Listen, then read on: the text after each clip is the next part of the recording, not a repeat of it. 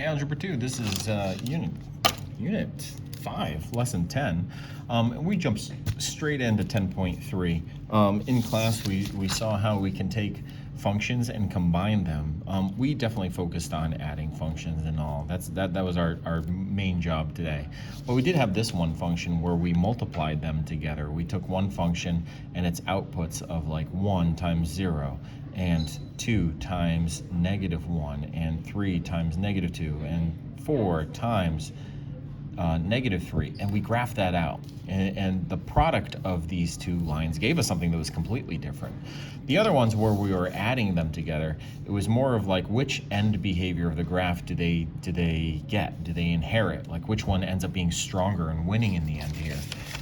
We can do a coordinate, sum and everything, taking the actual values, but that's not how we're gonna, go over things. We're gonna do it bit by bit. So here's our homework. Number 1, these 4 problems are ones that I wanted you to take a look at. And let's just jump in and look at this. Now it's a little hard for the camera to pick stuff up. So I'm gonna highlight this in yellow, that line. And let's see, I'm gonna highlight in green the other line. All right, yellow. Maybe I should do two colors that add to another, and then I'll use pink for like the new one. I'll use red right here. So I'm taking this equation and I'm adding to it all of the outputs of this equation. This one's an easy one because this equation is at the height of y equals 3. That means that all of the y values on this green one are going to get 3 units added onto them. If this line was down here at -3, we'd be taking away 3 units from everything. So here, this is basically 0, and if we add 3 to it, it brings it right up to that line. And okay, 0, all of these are 0, 0, 0, 0, and if we add 3, we're just gonna get points here, here, here, here, here. Not until it starts to lift up above this does it start to lift up a little bit. How much? The same height as this, it lifts up above that line. And so by the time we get here, this is 1 unit above there, and this will be 1 unit above 3. So it'll be 3 plus that 1 unit. And then 3 plus 2 units, which would make for a total of 5.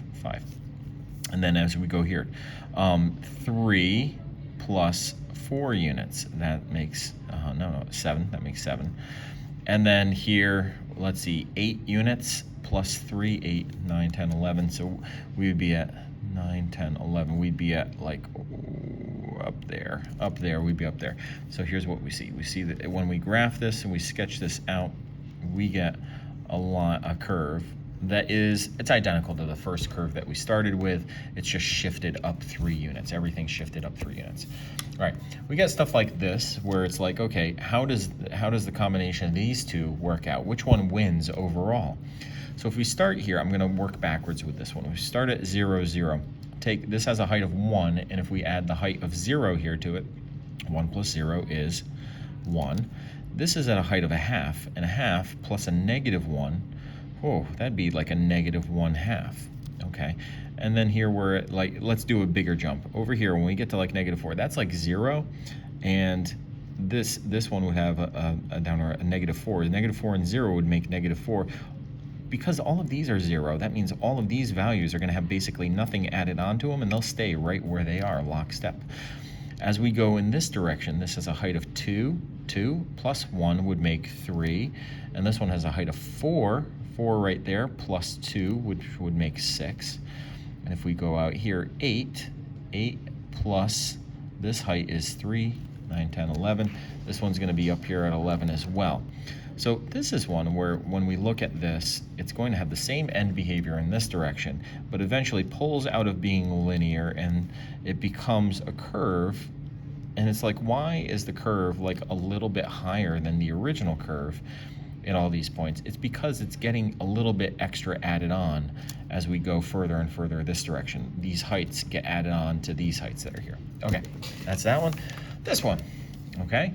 So let's do this part where it's like 0, 0, 0, 0, 0, all the way here. That basically means from this part of the graph over, this equation is adding nothing to it, nothing, nothing, nothing. So it's basically like this part of the graph wins, and it gets to keep. It's going to keep that part of it when we add 0 to all of these. So okay, so that part's locked in. As we get to here, we have a height of 1 and a little bit higher, so we'll do a little bit higher than 1. Here we have about a half and a quarter, that'd make like a 0.75. Here we got a 1 and a 0, that would make 1 plus 0 is 1. 2 plus a little bit would be a little bit more than 2. 4 plus 1 would make 5. Let's see, 8 plus a little bit more than 2 would make a little bit more than 10, a little more than 10, and our graph is going to do that. So it's interesting, you know, the graph of this, when we combine them, is one it's not really a parabola. If you align this up, you see that's kind of like a little bit tilted parabola almost. That's because it's combining this parabolic side with this exponential side. So it's like half parabolic, half exponential. Okay, what happens when we combine these together? Since both of these are basically 0, 0, 0, 0, we know that this part of the graph is going to do this. But here's the thing. Here at 1, we got a negative 1 that balances it out, but the sum would be 0. And a 2 and a negative 2 would be 0. And a 4 and a negative 4 would be 0. And an 8, oh man, because this is a perfect reflection, the combination of them is nothingness. It is just this x-axis of 0.